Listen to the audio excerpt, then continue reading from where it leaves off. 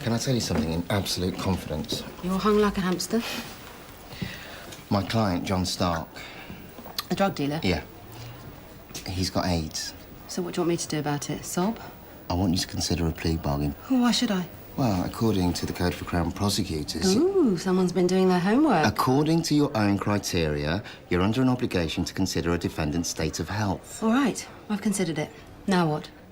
You ought to drop the charges. It's not a serious case. I don't think drug dealing is a minor offence, nor that having AIDS is any kind of excuse for it. Come on, he's dying. No, AIDS did not make him sell drugs. He's a drug addict. He'd probably have sold them anyway.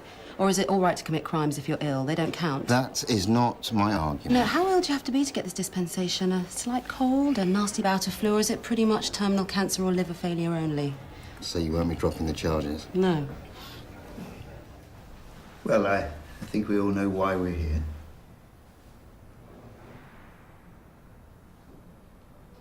Yeah, because Gary asked me to be. Gary? Who the fuck's Gary? You know. Mum. You call him Gary? Like, yeah. What do you want me to call him? How about fat fuck? Mr. Dunbar, it's easy to get angry when you're feeling guilty, but it really doesn't help the situation. I'm feeling guilty. Of course you are. Guilty like in the sense this is all my fault. Well, perhaps not all your fault.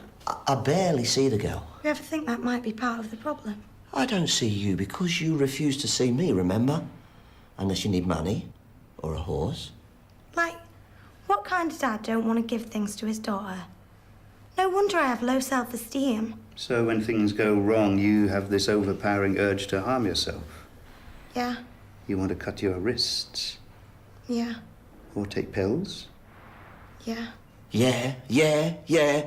We're talking about your life here, Laura. Can't you think of anything more positive to say than yeah? No. Then a horse won't fix it. So let me give you some advice. Don't bother, because Gary's already starting one. I'm sure he is. And I'm not your client, okay? Because if I were, I'd get someone else. The last person I want to represent me is you. This horse is pure fantasy, Laura, a dream. And I know we all need dreams, So but... what happened to yours?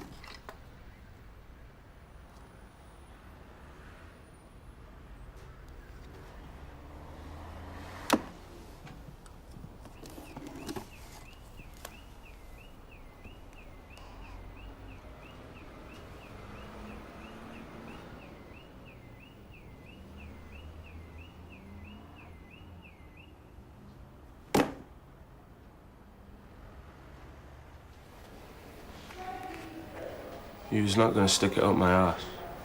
No. But you was gonna do me proper, right? Be hypocritical not to.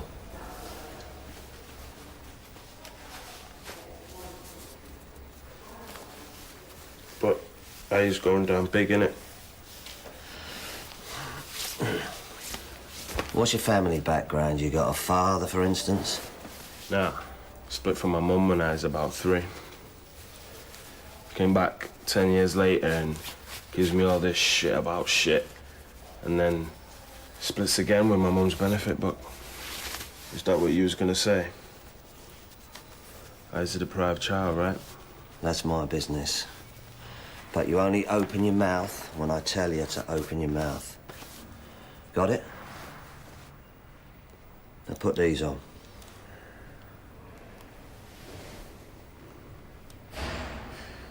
You is a mental fucker. No. You is a mental fucker. Remember? If you tell the judge you've got AIDS, you'll probably get a community penalty. But if you withhold that information, you'll almost certainly end up in prison. Oh, I've done time before. I don't much fancy doing that again with AIDS. So you're willing to tell the court you've got AIDS and let them see your medical records? Yeah, I suppose so. What about Joanna? And you better tell her first.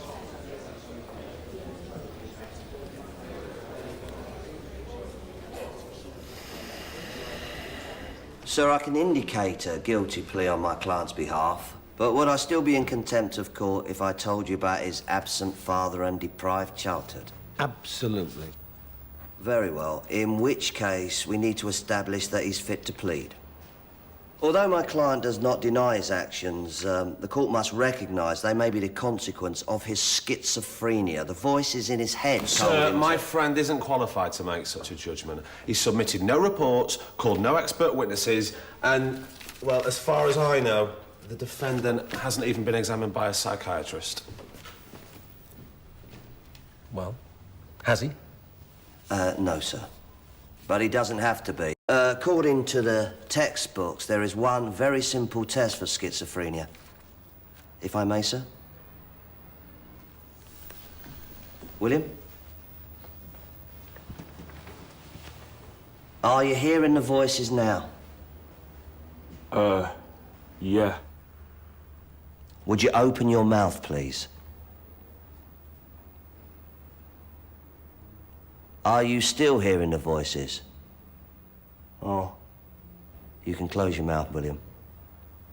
Did they start again the moment you shut your mouth? Thank you. That's it. Yes, sir. It's a well-established fact that the voice a schizophrenic hears is his own. He is literally talking to himself without realising it. So, if he opens his mouth so wide he can't talk, the voices stop. Bick and Ginsburg, American Journal of Psychiatry, 1987. Hoffman, 1986. Akins and Dennett, 1986. This is the cart before the horse. If normal people opened their mouths, they wouldn't hear voices either. Of course not, sir. But this is only a necessary but not sufficient symptom, which is why it needs investigating. If I allow this, what will you plead next? Requiring God knows how much testimony and expense? You could single-handedly bring these courts grinding to a halt. But if you don't give due consideration to whether my client is fit to plead, we may appeal any future case.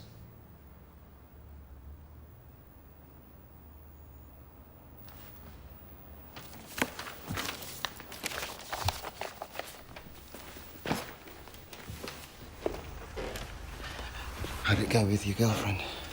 Not well. She's left me. So let's get this shit over with, shall we? Your Worships, John Stark has pleaded guilty to possession with intent. However, I would like to submit his medical record. Miss Bakenham? The CPS is aware of the circumstances, Your Worship.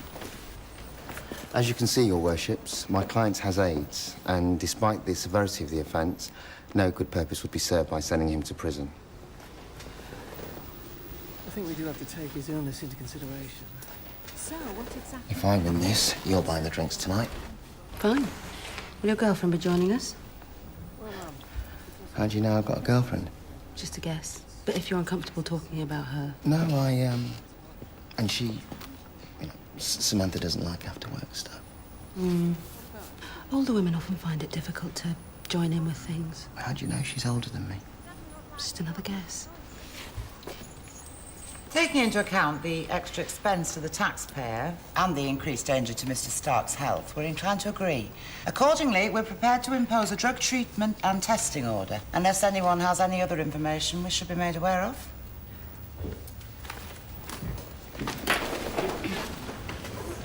I'm buying the drinks then, am I? Yep. John Graham Stark, I'm arresting you under Section 18 of the Offences Against the Person Act. Wounding? Against who? Complaint has been sworn out by his partner.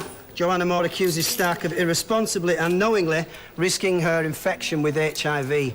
And in law, willfully placing his diseased person in contact with hers without her express consent amounts to an assault. This is a serious offence, and if found guilty, carries a maximum sentence of life imprisonment.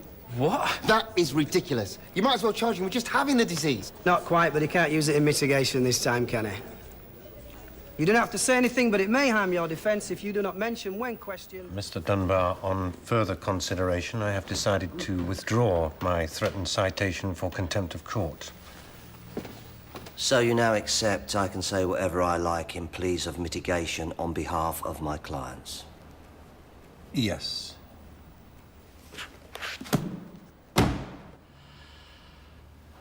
So, I can tell you about my client's deprived childhood. If you must. William's dad walked out when he was 3, leaving his mother on income support. Like 75% of young offenders, William's excluded from school. And like 65% of young offenders, William can't write his name and address without help. And like 33% of young offenders, William has a drugs problem. Of course, William would like to stop now. But for a poor boy with learning difficulties, coming from a chaotic family, that's no easy task. Which is why I'm considering sending this case to Crown Court for sentencing. Of course you are, sir. But what if your own child's doing something wrong? Do you lock her up with 400 other kids all doing the same wrong thing? I don't think so. You keep your child as far away from those kids as you can. Can we get to the point, please? The point is, sir, in court we do exactly the opposite. We start off by saying, this isn't our kid, and end up pretending he's not anyone's kid. So, we're happy to lock William up in a Young Offenders Institute at the cost to the taxpayer of £1 a week. Or send him to a local authority secure unit at £3,500 per week. Or if it's privatised like Cook and Wood, almost £5,000 per week. 250 grand a year. For that money, we could put him through Eton in his own yacht and still get a chunk of change. But what do we get if we send him to prison? Does he learn to read? No. Does he come off drugs? No. The only certain thing we get for our money is an 89% chance he'll reoffend within 6 months of his release. So what are you asking me to do? Just impose a 2-year drug treatment and testing order.